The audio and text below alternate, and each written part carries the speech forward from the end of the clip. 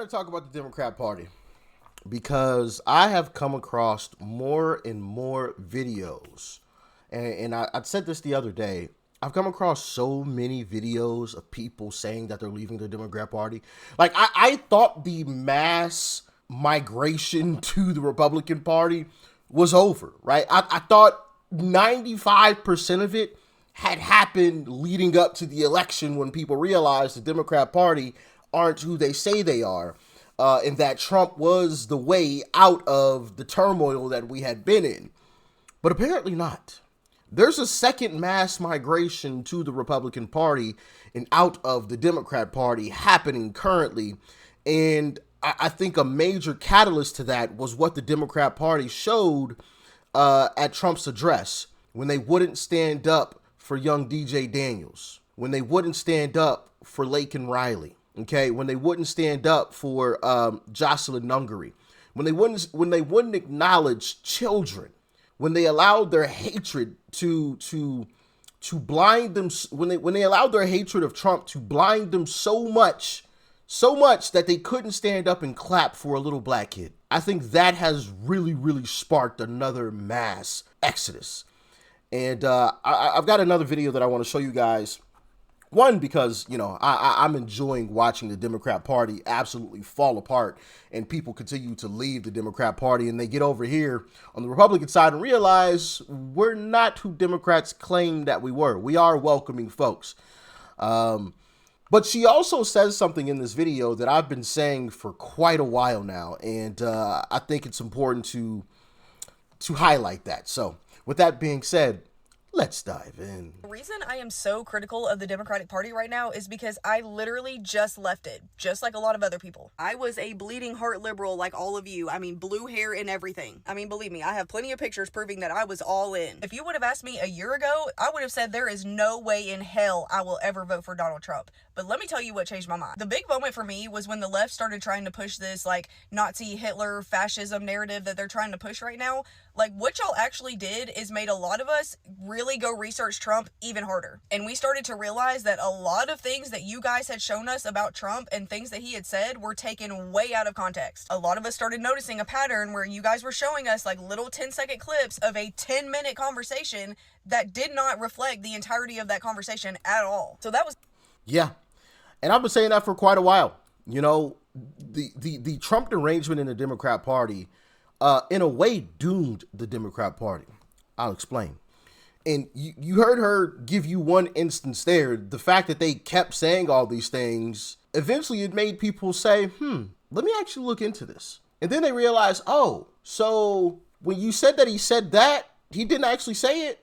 For example, when mainstream media ran with the narrative that Trump said that Liz Cheney should stand in front of a firing squad, that only takes 2 seconds to debunk. It takes 2 seconds to pull up the clip where Trump is talking about, well, since Liz Cheney loves war so much, why don't she go fight in a war? Why doesn't she go over there and have the guns pointed at her, and let's see how much she loves sending other people's kids into war? It doesn't take very long to realize that's what Trump was saying. It doesn't take very long to realize that Trump wasn't talking about a bloodbath simply because he lost an election and, you know, his supporters were going to rise up and, you know, start tearing things apart.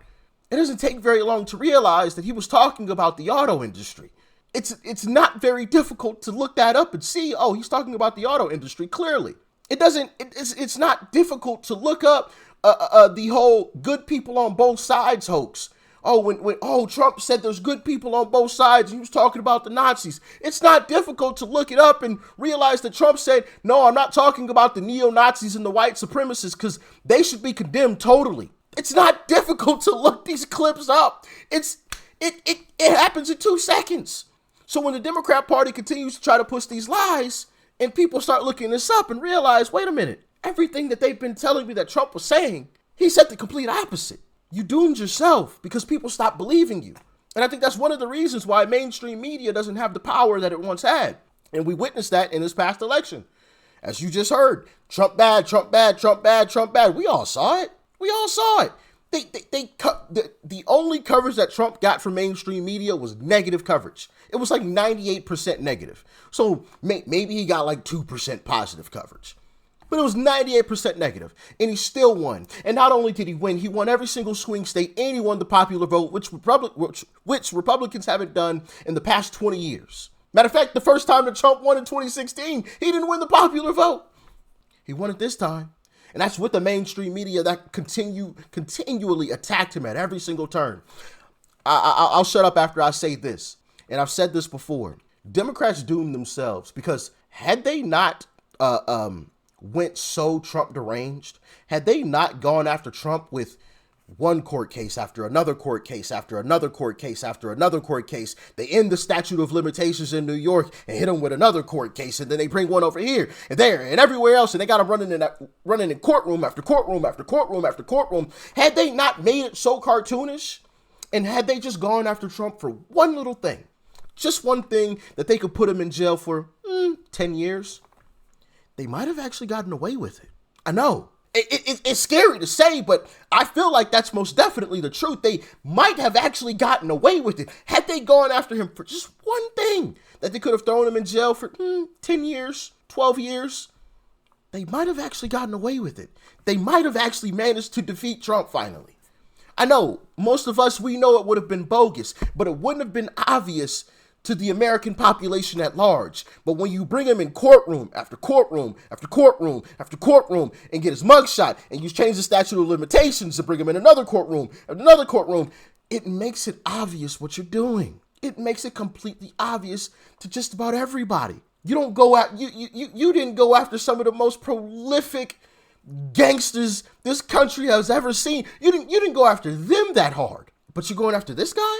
There's mass murderers that you didn't go after with that much fire, but you're going after him like this? Just saying. Let me know if y'all agree. Talk to me. Let's jump back in. Was number one. And then around Thanksgiving, all of a sudden you guys are telling us that it would be better for us to sit at home and spend the holidays with no one than it would be to go home to your family who voted for Trump. When I heard that, I was like, okay, now y'all are wildin', because you cannot tell me that it is better for your mental health to sit at home alone than it is to go and spend time with your friends and family. Y'all had actual therapists getting on TV and telling you guys this. And the sad thing is that it would have been better for them to encourage you to do something like find other people that believe the same as you to spend the holidays with, but they didn't. They told you to stay in your home and spend the holidays with no one. When that happened, I was like, okay, I gotta give this party a second look because something is not right here. But honestly, if you want to know the truth, what really did it for me is realizing how freaking depressed I was when I was functioning as a liberal. Liberalism will literally make you hate yourself. It will make you hate your family. It will make you hate your friends. It will make you hate everything about the world. And I'm not saying that you should just be ignorant to everything that is going on in the world, but the way that the left chooses to internalize everything that is going on in the world is detrimental to their mental health. And this is why people try to tell you that empathy is dangerous. But even that you want to take out of context. Empathy itself is a great quality to have. Empathy without discernment is detrimental. You have got to be able to discern when you are carrying too much and you need to take a step back, and none of you are doing that. Believe me, it is possible to care about everything that is going on in the world and not let it consume every single thought that you have and every single conversation that you have. A lot of us are leaving the party in droves because you guys have made it impossible to have any sort of individual thought whatsoever. Like, for instance, if I say that I like RFK Jr. because I want bad chemicals out of my food and because I want to know what's in my vaccines, you will assume that I am someone who is anti-vax and anti-science, when in fact, all three of my kids and myself have been vaccinated. I just want to tell you guys something. Yeah. And he's a Democrat. He's a Democrat. The Democrats have destroyed their own party. Their own party. And, you know, another funny thing is the guy that they say is a Nazi and a dictator and he hates everybody. That guy is the one that looked at some Democrats like Tulsi Gabbard and RFK Jr. and said, join me. Let's stand together. Let's unite. Unity, right? The guy that they said is completely against unity and against everybody. That's the guy that brought in Democrats, but yet the Democrat Party pushed away Democrats because they had a slight difference in opinion. But the Democrat Party claims that they're the party of unity, though. Make that make sense. You never will. Every Republican most likely voted for Trump. Every person that voted for Trump is not a Republican. The fact that you guys are so against Trump's administration right now, when most of his administration is former Democrats who have now left the party, y'all look wild. I mean, the Democratic Party has brainwashed people so hard that they are actually advocating against world peace right now. People on the left would rather us keep giving money to Ukraine to fund a war than to even fathom getting Ukraine and Russia at the table to try to agree to peace. A party that I joined because they were so anti-war and I was so against war now loves war all of a sudden. They have convinced you to love war so much that you are actually fighting for transgender people to be in the military when lots of groups of people are excluded for the military for very valid reasons. For instance, people like me who suffer from anxiety and depression, and even though I'm not currently medicated, I used to take medication for this, and that would disqualify me from serving in the military. And frankly, I don't have a problem with that. I know damn well that somebody like me has no damn business being on the front lines. Me having the conditions that I have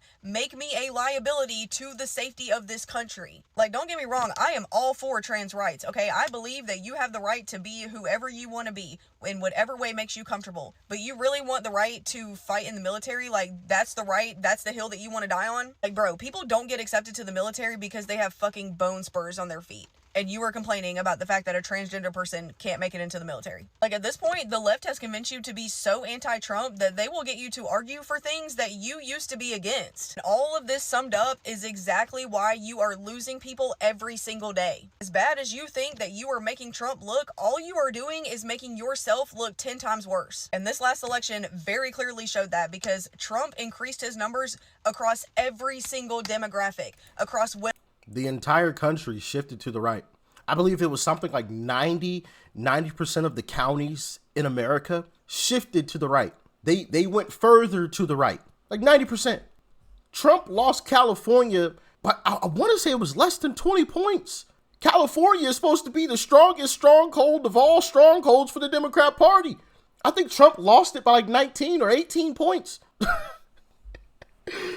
Oh, it's about to get real ugly for the Democrat Party, boy. I tell you, man. I tell you. Women, across young voters, across Black Americans, across Hispanic Americans, like everyone came out to vote for Trump. And it is because we just cannot stand y'all anymore. So if you guys want to continue living in that kind of miserable existence, like, that is on you. We are not participating in that anymore. And by saying that, I'm not saying that we're not going to be participating in changing the state of the world, but we don't have to be miserable while we're doing it. So at this point, just forget everything that you have ever heard about Republicans, because I promise you, if you get a group of Trump voters in the room, you will not be able to put them all in one box. I promise you that. The Democratic Party is no longer the party of tolerance and inclusion and diversity. It's the new right. I heard someone else call us that, and honestly, I think we should start calling ourselves that, because we're not Republicans. I don't consider myself a Republican. I don't consider myself a Democrat anymore, but I damn well am not going to consider myself a Republican. I think we should coin ourselves as the new right, because that is so fitting. If that's you, then I am so glad you're here, and welcome to the new right. We would love to have you. You know, I honestly don't mind the term the new right, because if you think about it, the old Republican Party, we're not those folks. We're not the Liz Cheneys of the world. We're not the warmongers. We're not those type of folks, the Mitch McConnells of the world. We are not the rhinos. So I kind of like the new right. The new right. I don't mind that. I don't mind that. And it's funny because I'm a former Democrat my darn self, right? And man, just to watch so many people go through that journey of discovering the truth, right? It's beautiful to see, you know, because obviously I went through it, and obviously I've documented the whole thing here for you all to see. But watching other people, like in this short clip here, I mean, it's so amazing. It's so amazing. I absolutely love it. And whenever I come across these types of videos, I like to share them. I come across a lot. So, I mean, if I covered every single video, really, it'd start to be a little much. You guys would probably get tired of them. Like, all right, Rich, can we talk about something else now? But when I come across one that's as good as this one, I definitely got to talk about it. But yeah, man, the Democrat Party is still hemorrhaging supporters. They're still hemorrhaging voters. And like I said, I thought they were done, you know, post-election. Like, I thought everybody that was going to shift to the right has already shifted.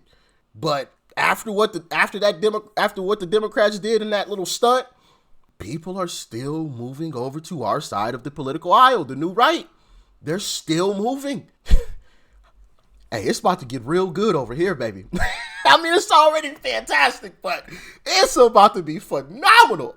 I mean, absolutely amazing. We about to have like a 20-year run over here or something. It's about to get real ugly for the Democrats. I don't think we might lose for the next 20 years if this type of momentum keeps up. And Scott Presler, guy like Scott Presler is doing his thing in Pennsylvania. We're on track to flip Pennsylvania. Yeah, think about that. We're on track to flip Pennsylvania from blue to red in terms of voter registration. Now, obviously, I know Pennsylvania still voted red in this past election, but in terms of just sheer numbers, we're on track to flip it. It's crazy. And he's already starting to put boots down in New Jersey, too. Oh, man. Forget about Scott Presler, but shout out to Scott Presler. He's doing his thing. But even if you want to stay up to the side, you just got regular folks that are seeing what the Democrat Party is doing and that they're blatantly lying to the American people and saying, you know what? Peace out. I'm out. I'm sick of it. You know? Hey. Oh, happy day. I'm loving it, man. I'm absolutely loving it. It's a wonderful time to be alive, ain't it? Wonderful time. But as always, any Democrats who want to leave the Democrat Party, you are always, and I repeat, always welcome on our side of the political aisle. Contrary to Democrats' popular belief, we are the welcoming side. As you can see, we have people, former Democrats like Tulsi Gabbard and RFK Jr. that we love, that we absolutely love. Shout out to both of those folks. But yeah, man, thanks for tuning in as always. Peace and love. I'm out.